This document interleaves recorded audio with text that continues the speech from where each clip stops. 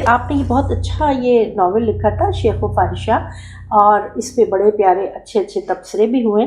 آپ اجازت دیں تو میں اس میں سے کچھ. اور یہ سارے تبصرے ان لوگوں کے جو ایکیڈیمکس سے یا جرنلزم سے جی وابستہ رہے ہیں. بہت بڑے بڑے لوگوں کے تبصرے ہیں، جیسے پیرزادہ قاسم کا تبصرہ ہے کہ ہمیشہ کی طرح نسرین کی اس چونکا دینے والی تصنیف نے آج کے طالب علم سے جو کام کرا دیا وہ صرف نسرین ہی کر سکتی ہیں.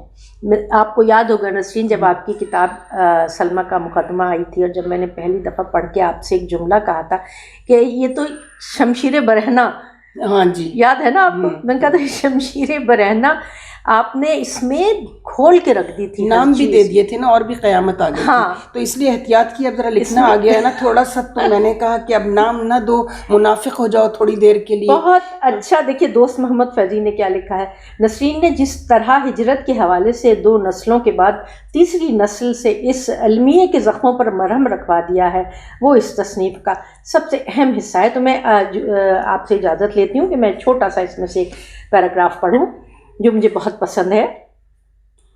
تو یہ آپ ہی کا لکھا ہوا جو ہے یہ پیش لفظ ہے، جس میں آپ نے یہ لکھا ہے: میں نے جب محمد علی جمال زادے کا یہ ڈرامہ شیخ و فاحشہ پڑھا تو سب سے پہلے یہ جاننے کی کوشش کی کہ ہر زبان کی ڈکشنری میں لفظ فاحشہ جسے عموماً طوائف کہا جاتا ہے، آخر اس کے معنی کیا ہیں. تو ہر ڈکشنری میں پہلے معنی یہی تھے کہ جسم بیچنے والی عورت کو طوائف کہا جاتا ہے. یہی وہ معنی ہیں جو رواج پا گئے، مگر ہر زبان کی ڈکشنری میں اس لفظ کی جو مکمل وضاحت کی گئی ہے وہ مندرجہ ذیل ہے. ہر وہ شخص، یہ انورٹڈ کاماز میں ہے، ہر وہ شخص، اس میں مرد اور عورت کی قید نہیں، جو اپنے ضمیر کو بیچے، اپنی روح اور خدا کی طرف سے دی ہوئی عزت و آبرو کا سودا کرے، اور ہر وہ شخص جو اپنی قابلیت کا غلط استعمال کرے، چونکہ اہلیت اور قابلیت خدا کی عطا کی ہوئی ہے اور وہ اس لیے دیتا ہے کہ اسے خدا کی مخلوق کی بھلائی کے لیے استعمال کیا جائے، لیکن وہ قابلیت جو مخلوق کو نقصان پہنچائے، انتہائی عیاری سے انہیں ان کے حقوق سے محروم کرنے، نیک اور ایماندار صاحبان علم کی توہین کرنے، منافقت کی اعلیٰ ترین شکل اختیار کر کے دھوکہ دینے اور لوگوں کی دل آزاری کرنے کے لیے استعمال کی جا رہی ہو، تو ایسا کرنے والا بلا شبہ طوائف کہلائے جانے کا مستحق ہے. سبحان اللہ. اس میں مرد اور عورت کی قید، اس میں کوئی قید نہیں ہے، یہ ایک رویے کا نام ہے. بالکل بالکل. اور یہ آپ نے انتہائی خوبصورت، یہ پیراگراف مجھے بہت پسند ہے، اس لیے میں نے ابھی یہ پڑھا کہ یہ اس رویے کا نام ہے کہ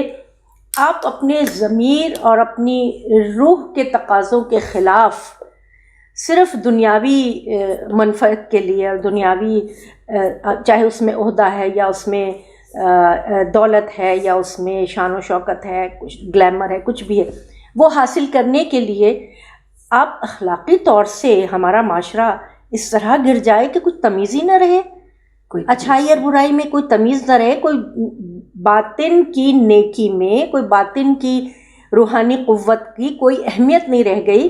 جو کچھ ہے ظاہر ہے، جو کچھ ہے ظاہر ہے. اور میں یہ سمجھتی ہوں، آپ نے میڈیا کا ذکر کیا، میڈیا نے اس حوالے سے بہت نقصان دہ رول ادا کیا ہے. السلام علیکم. چینل M5 سے نسرین حسین پرویز آپ سے مخاطب ہے.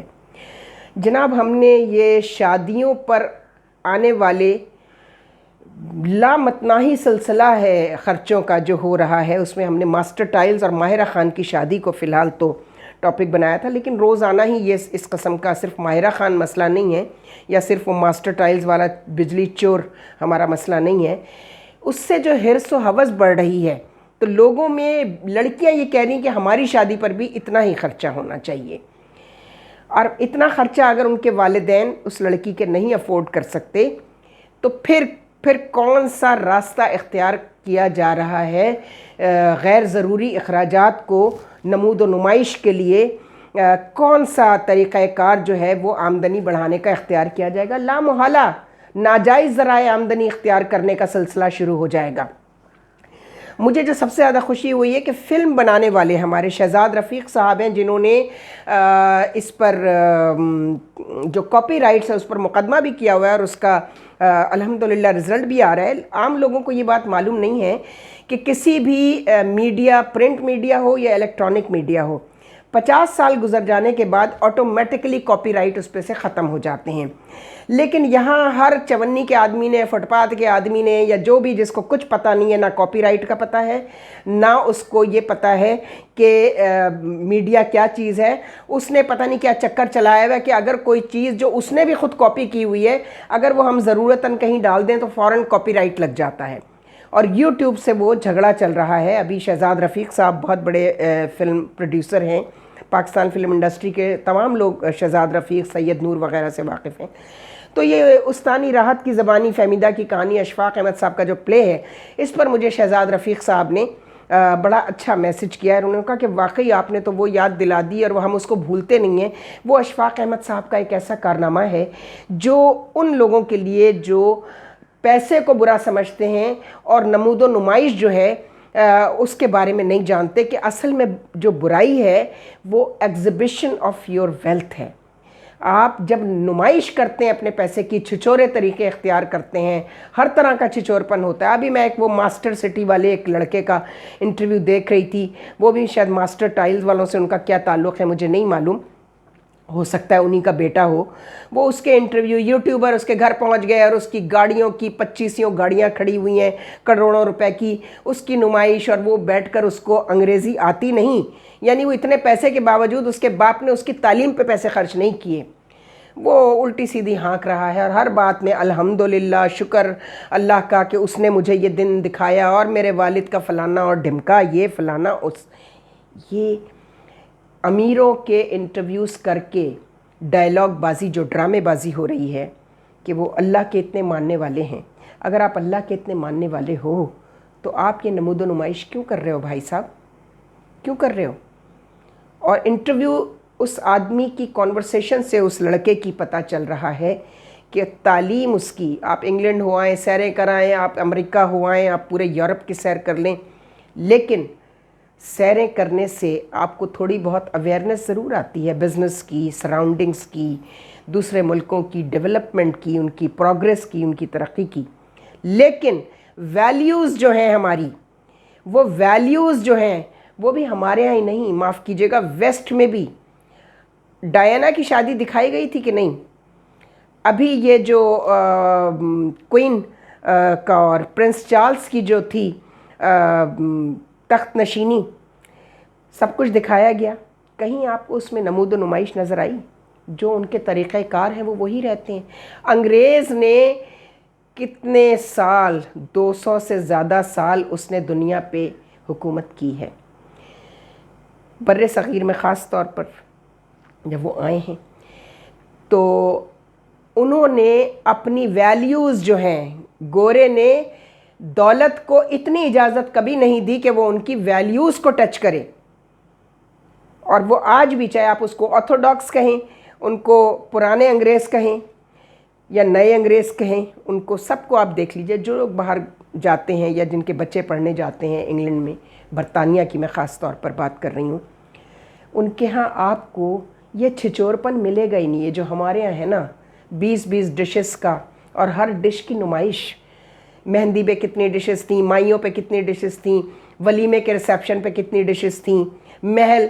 अभी माहिरा खान ने फिर एक वीडियो वायरल की है अपने घर की कि मुझे जो शौहर मिला है वो कितना अरबपति है और उसका कितना महल जैसा घर है जिसका नाम माहिरा खान हाउस रखा गया है। क्या मतलब है ये सब बताने का? इसमें हो क्या रहा है? हम इस पर बात करेंगे। फिर कुछ लोगों ने मुझसे कमेंट्स में असमत फरोशी और जिस्म फरोशी का फ़र्क पूछा है। हम इस पर भी एक अगला क्लिप करेंगे। हम इस पर कर चुके हैं बहुत, और सबिया इखलाक जो हैं वो हमारे साथ थी उसमें, और उन्होंने मेरी किताब शेख व फाहिशा, मुल्ला और तवाइफ का कंपैरिजन जो है, उस पर मेरी एक नावल है शेख व फाहिशा, और उसमें है वो मैंने डिफ़ाइन किया है कि असमत फ़रोशी और जिस्म फ़रोशी में ज़मीन और आसमान का फ़र्क है। असमत बज़ाते ख़ुद, असमत का लफ्ज़ है आबरू। अब आबरू किन किन चीज़ों की है? आपके किरदार की है सबसे पहले, चाहे वो औरत है चाहे वो मर्द है। इसमें हमने यही भी कहा था कि तवाइफ के जो माना हैं उसमें ज़मीर फ़रोशी है सबसे पहले। तो मर्द भी तवाइफ होता है और औरत भी तवाइफ हो सकती है अगर वो अपने किरदार की हिफाजत नहीं कर पा रहे हैं, अपनी आबरू की हिफाजत नहीं कर पा रहे हैं। اور اسی کا نام عصمت رکھا گیا ہے. عصمت مرد کی بھی ہوتی ہے, عصمت عورت کی بھی ہوتی ہے. اگر آپ اپنی روایات, اپنی تہذیب, اپنے مذہب, اپنی شریعت کی حفاظت نہیں کر پا رہے ہیں تو آپ عصمت فروش ہیں. یہ مان لیں آپ, یہ آپ کو ماننا پڑے گا. یہی عصمت فروشی ہے. اور جسم فروشی تو ایک جنس ہے, ایک پروڈکٹ ہے. جسم ایک پروڈکٹ ہے, اس کا سول سے کوئی تعلق نہیں ہے. آپ اپنی سول نہیں فروخت کر رہے ہیں, اپنی روح اور اپنے ضمیر کا سودا نہیں کر رہے ہیں. جو ورثے میں آپ کو پروفیشن ملا, آپ اس اکارڈنگ ٹو دیٹ پروفیشن آپ وہ پروڈکٹ سیل کر رہے ہیں. آپ دکانوں پر جائیے, ایک دکان ہے جو 100 سال پرانا جو بزنس ہے کسی کا, باپ دادا بیٹا سب اسی پہ وہی. اگر وہ کپڑے کا کاروبار کر رہے ہیں تو, اگر وہ پرچون کا کاروبار کر رہے ہیں تو, اگر وہ لوہے کا کاروبار کر رہے ہیں, آپ اکثر جا کر انٹرویو کیجئے, وہ کہیں گے جی یہ تو ہمارے باپ دادا کا کاروبار ہے, ہم تو یہی کر رہے ہیں, ہم اس کے علاوہ اور کچھ کر ہی نہیں سکتے. پھر ان کے بچے اگر باہر پڑھنے چلے گئے ہیں کہیں, یا یہاں بھی انہوں نے بڑی اچھی یونیورسٹیز فیصل آباد میں بھی کھلی ہوئی ہیں, زرعی یونیورسٹی ہے, اور آپ کی خاص طور پہ زراعت میں جو زراعت کی ترقی کے لیے جو نئے طریقے, جو جدید آلات استعمال کیے جاتے ہیں اور کھیتی باڑی کے لیے, وہ سیکھ کر آتے ہیں, باہر سے بھی پڑھ کے آتے ہیں. یہاں بھی اسی طرح انڈسٹریل پروگریس کے لیے بھی نئی مشینیں آ جاتی ہیں, امپورٹ کرتے ہیں لوگ. تو وہ جو کام ہے وہ اپنے باپ دادا کا ہی کام کریں گے.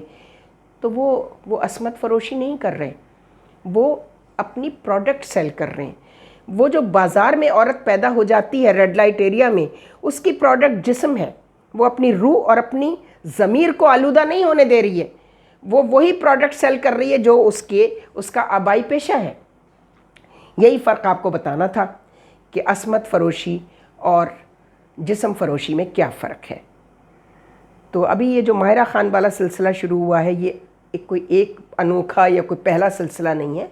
ہم بہت سارے تماشے سوشل میڈیا پہ, لوگ آج کل اپنے گھروں کے تقریبات کو وائرل کرنے کو بھی ایک اسٹیٹس سمبل بن چکا ہے کہ آپ جتنی تام جھام جتنا کچھ آپ کر رہے ہیں اپنے شادیوں پر, بچوں کی سالگرہ پر, وہ سارا سوشل میڈیا پر. یعنی آپ کی پرائیویسی آف یور فیملی وہ ختم ہو چکی ہے.